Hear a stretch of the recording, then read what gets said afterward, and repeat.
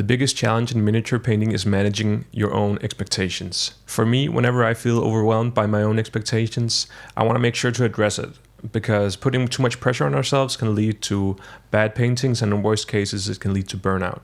We as painters have to manage ourselves in that way.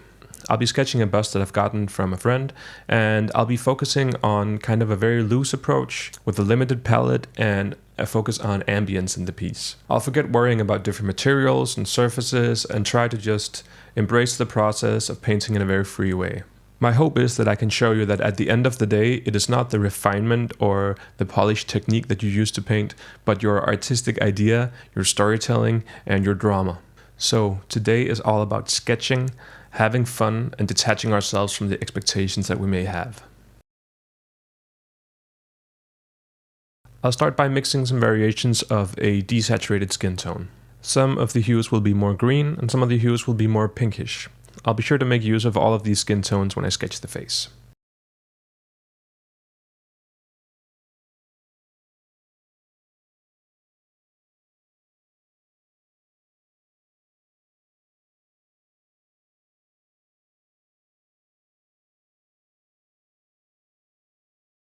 I then proceed with the underpainting. Here I'm using a combination of samurai green, phthalo blue, and magenta. The underpainting serves as a shadow color, and it's something that will add more interest as we put layers on top.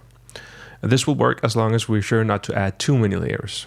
And you can go very far with this step, as long as you're using dark and saturated tones.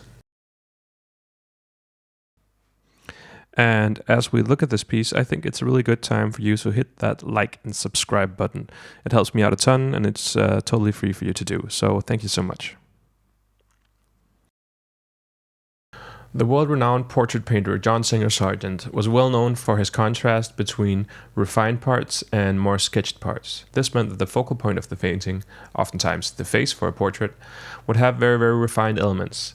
As we moved away from the center of the piece, we'd find more elements that were just sketched in and painted in a very loose way. This idea of loose painting is something that Sargent has been really well known for in the art world. So taking a note from the old masters like John Singer Sargent, I'll be spending most of the time in this painting on the face and thinking about sketching. So when we sketch, we want to try to get our idea represented in as few brushstrokes as possible, and this is really what I'm trying to go for when I'm painting the face here. So while I'm painting this sketch, I'm thinking about trying to create some variation in the skin tone from the start. I'm using the mixes that we saw earlier on the palette, and I'm also thinking about the anatomy of the face. I'm trying to really get in those structural elements to try to have as little detailing to do.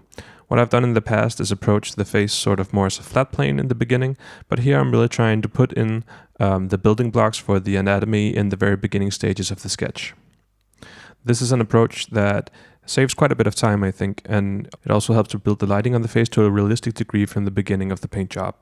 I also have to apologize that this footage is slightly out of focus, but I promise it gets better in a little bit.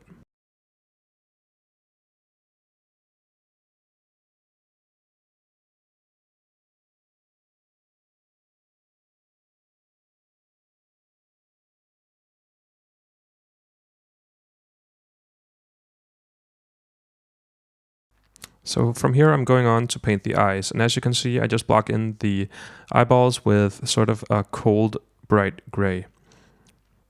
And so when we have these eyeballs blocked in, we can start to highlight them a little bit. They should be brighter in the middle as they are circular.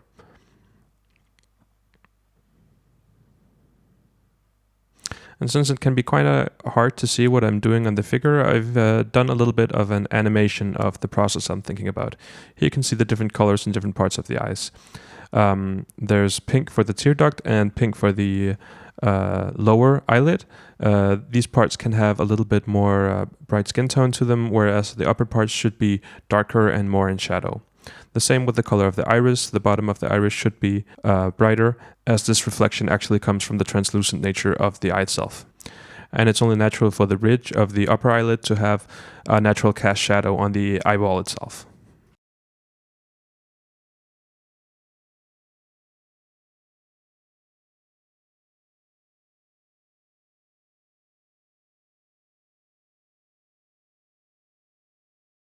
At this point, I think that the cold tones work very well to create sort of cohesive ambience, but I do think that the piece is missing some contrast. So for this step, I'll go in with the white underpainting and some of the orange over top of the white. If you've seen my previous video, this should be familiar to you.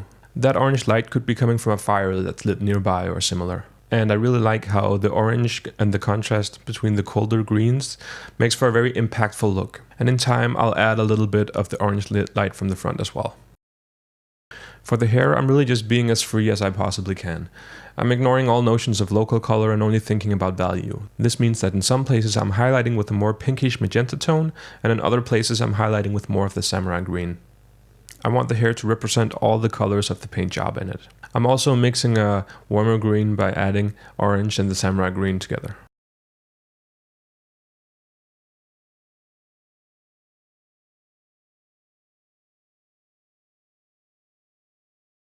Here I'm doing again the underpainting for the orange light that's going to come a little bit from the front. Again, I want to think about the angle of this light source as this comes more from the bottom, whereas the ambient sort of neutral light that has more of a cold tint to it is coming from the top. It's a very quick process, as you can see, and from here I'm moving on to paint the crown and some of the finer details on the figure. Again, I'm not worrying too much about these, only building up a few simple layers. And I'm doing sort of a brownish green tone. This is the best like sort of gold color I could mix without having a yellow. I find that these limitations really help you think outside the box. The rose itself is just built simply from magenta, white, and a little bit of the samurai green in the final highlights to tie it into the rest of the atmosphere. Again, this becomes like a cold pink color, and it works very well in this scheme. As you can see, the final specular highlight has more samurai green in it. So this is where the figure is now.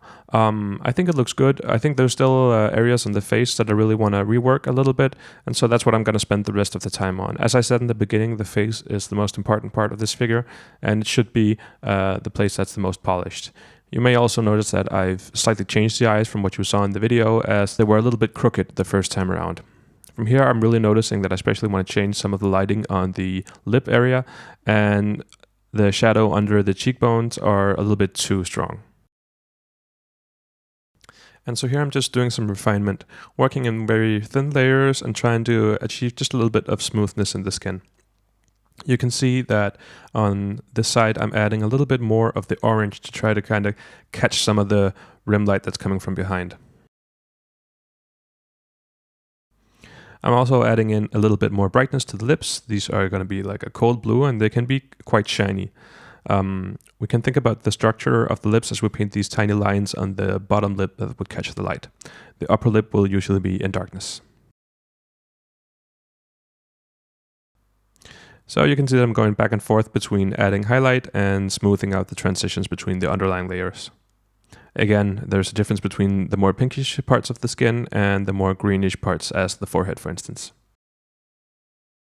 This is the nice thing about painting these very desaturated skin tones, is that you can play around with a bunch of different hue variations in the subtleties of the grayish skin.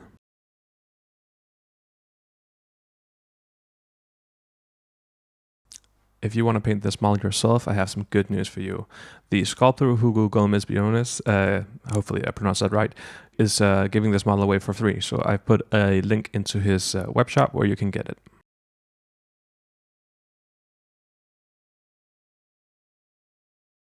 And here I feel that the painting is done.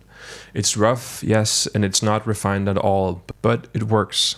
And for this project, honestly, that's enough for me. I really enjoyed painting this figure, and it was a very liberating experience for me, and I certainly feel that this is something that can kind of charge me up to go into more disciplined projects in the future. I hope that you find this approach inspiring and useful, and I hope that the next time you paint, you won't grab the commonplace recipes that you usually use. We don't always have to use leather brown for the leather parts of the figure. Instead, we can mix something from what we have on the palette already. I find this approach to be very liberating for me, and it's something that really ignites my creative fire, and I'm sure it'll do the same for you. If you like what you've seen today, be sure to follow me over on Instagram, Patreon, Twitch, and here on YouTube. Links to all that stuff in the description. I also have a longer video on a box art I painted recently that you can check out if you haven't seen it. Thanks for watching, and until next time, happy painting.